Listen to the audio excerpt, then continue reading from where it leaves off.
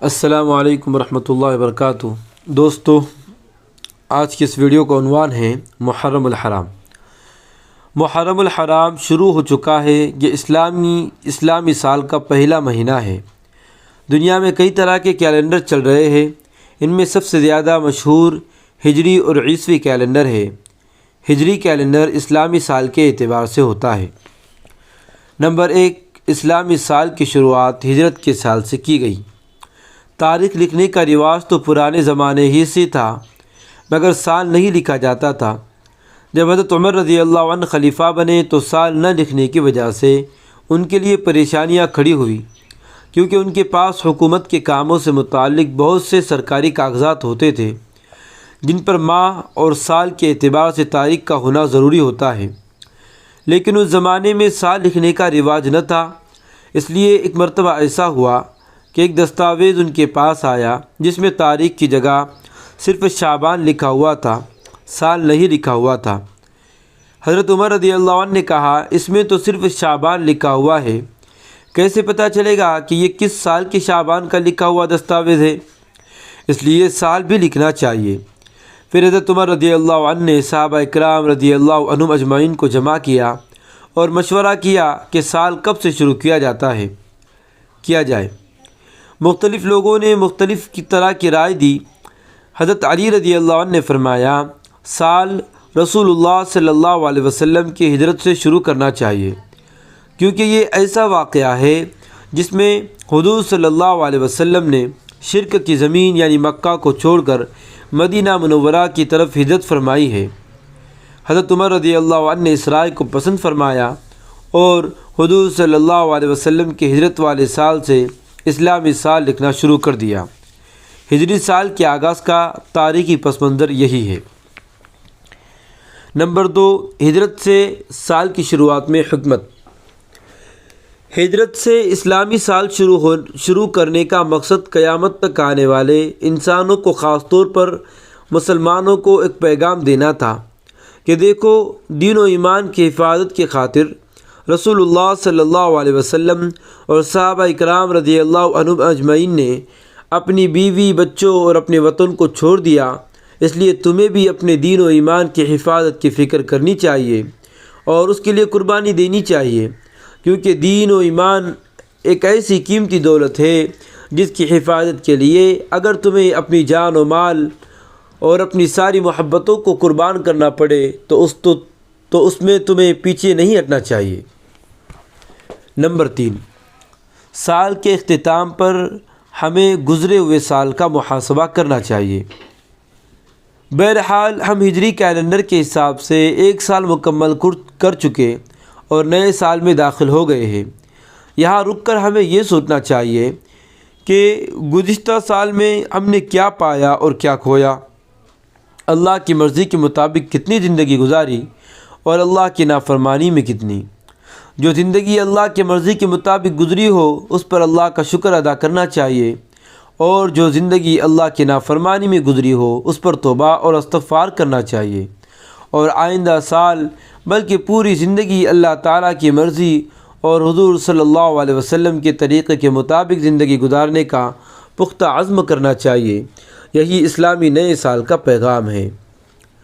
Number 4، محرم الحرام بہت ہی مقدس اور محترم مہینہ ہے۔ محرم الحرام بہت ہی مقدس اور محترم مہینہ ہے۔ زمانے جاہلیت سے ہی لوگ اس کا احترام کرتے تھے، چنانچہ زمانے جاہلیت میں لوگ اس مہینے میں لڑائی جھگڑے بند کر دیتے، کوئی کسی پر ظلم نہیں کرتا تھا اور سب لوگ تجارت میں لگ جاتے تھے۔ اسلام نے اس کی حرمت اور عظمت کو باقی رکھا۔ سورہ توبہ میں اللہ تعالیٰ کا ارشاد ہے، بے شک اللہ تعالیٰ نے جس دن آسمانوں اور زمین کو پیدا کیا اسی دن سے اللہ تعالیٰ کے نزدیک اس کی کتاب لوح محفوظ میں مہینوں کی تعداد 12 مہینے ہیں، ان میں سے 4 حرمت والے مہینے ہیں۔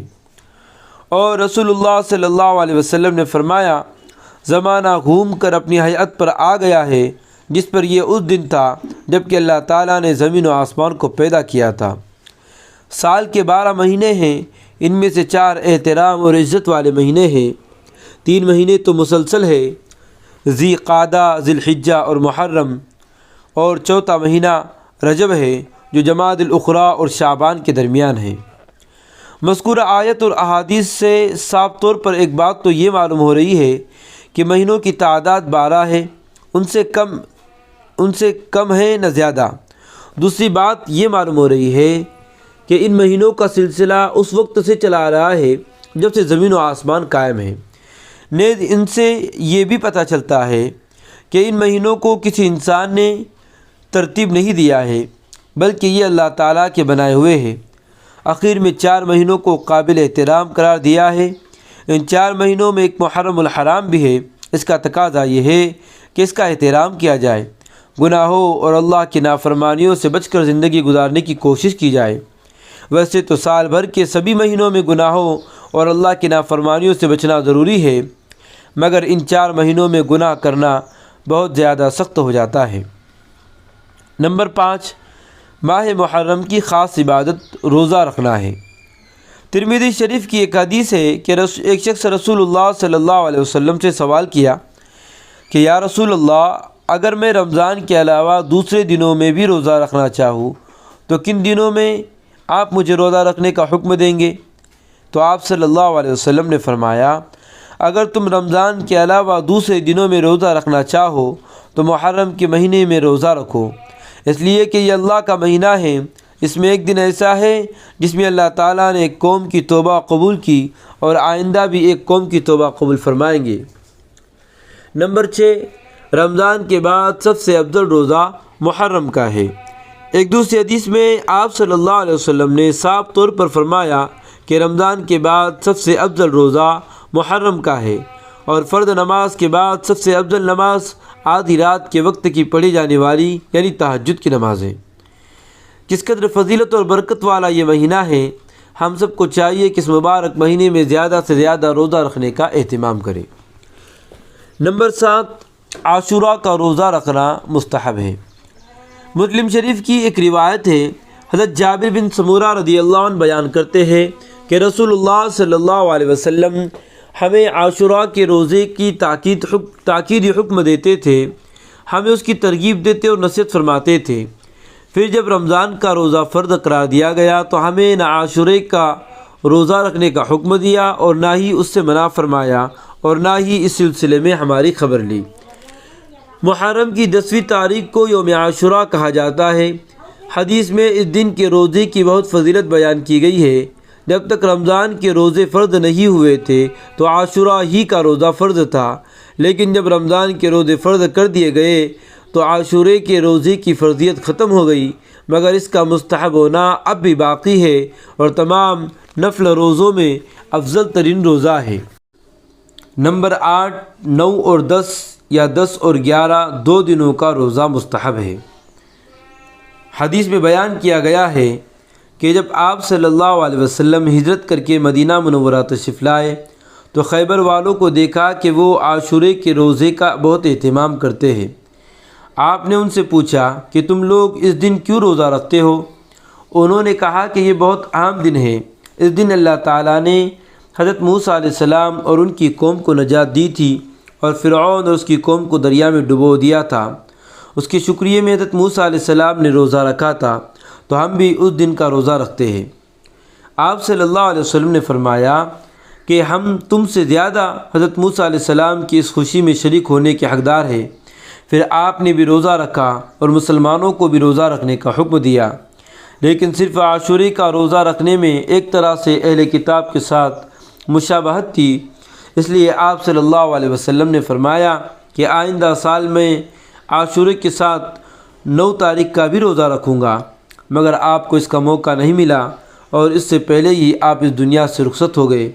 لیکن چونکہ عاشورے کے دن کے ساتھ ایک اور روزہ رکھنے کا آپ صلی اللہ علیہ وسلم کا ارادہ تھا، اس لیے علماء نے 9 اور 10 یا 10 اور 11 2 دنوں کا روزہ مستحب قرار دیا ہے۔ نمبر 9، عاشورے کا روزہ رکھنے کی وجہ سے پچھلے 1 سال کے گناہ معاف ہو جاتے ہیں۔ نبی کریم صلی اللہ علیہ وسلم کا ارشاد ہے، اللہ تعالیٰ کی ذات سے پوری امید ہے کہ عاشورے کے روزے کی وجہ سے پچھلے 1 سال کے گناہ معاف فرما دیں گے۔ خود رسول اللہ صلی اللہ علیہ وسلم اس دن کے روزے کا بہت اہتمام فرماتے تھے۔ چنانچہ بخاری شریف کی ایک حدیث ہے کہ حضرت عبداللہ بن عباس رضی اللہ عنہ فرماتے ہیں کہ میں نے رسول اللہ صلی اللہ علیہ وسلم کو جتنا رمضان اور عاشورے کے روزوں کا اہتمام فرماتے دیکھا اتنا کسی اور فضیلت والے دن کے روزے کا اہتمام کرتے نہیں دیکھا۔ نمبر 10، عاشورے کے دن اپنے اہل و عیال پر وسعت کرنا چاہیے۔ عاشورے کے دن ایک فضیلت یہ بھی ہے کہ جو شخص اس دن اپنے اہل و عیال اور بال بچوں پر کھانے پینے میں وسعت کر دے گا، یعنی خوب دل کھول کر ان کو پلائے گا، اس کی برکت سے اس کے پورے سال کی روزی میں وسعت ہوگی۔ رسول اللہ صلی اللہ علیہ وسلم نے فرمایا، جس شخص نے عاشورے کے دن اپنے اہل و عیال پر وسعت دی، اللہ تعالیٰ اس کو پورے سال وسعت دیں گے۔ حضرت سفیان ثوری رحمۃ اللہ علیہ کہتے ہیں کہ میں نے اس کا تجربہ کیا تو واقعی میرے رزق میں پورے سال وسعت رہی۔ یہ کتنی بڑی فضیلت ہے، ہم سب کو بھی اس پر عمل کرنا چاہیے۔